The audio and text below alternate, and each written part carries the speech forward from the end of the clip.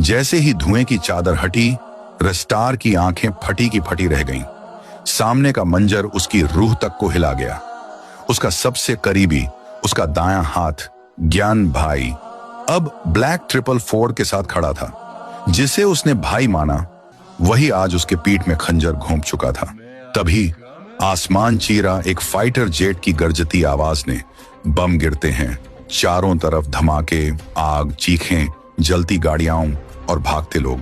ज्ञान भाई और ब्लैक 444 अंधेरे का फायदा उठाकर वहां से फरार हो जाते हैं, पर रेस्टार वहीं खड़ा रह जाता है, जैसे उसकी आत्मा वहीं जल चुकी हो। इंडिया का सबसे ताकतवर माफिया आज अकेला खड़ा था।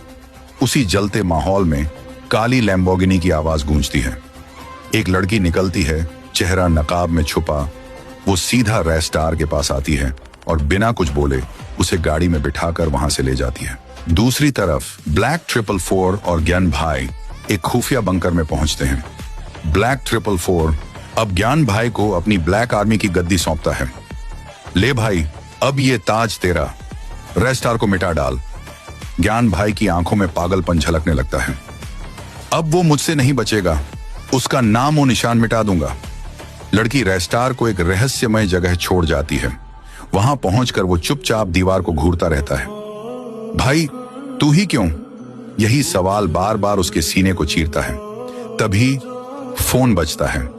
रेस्टार कॉल उठाता है और जो सुनता है उसका चेहरा सफेद पड़ जाता है।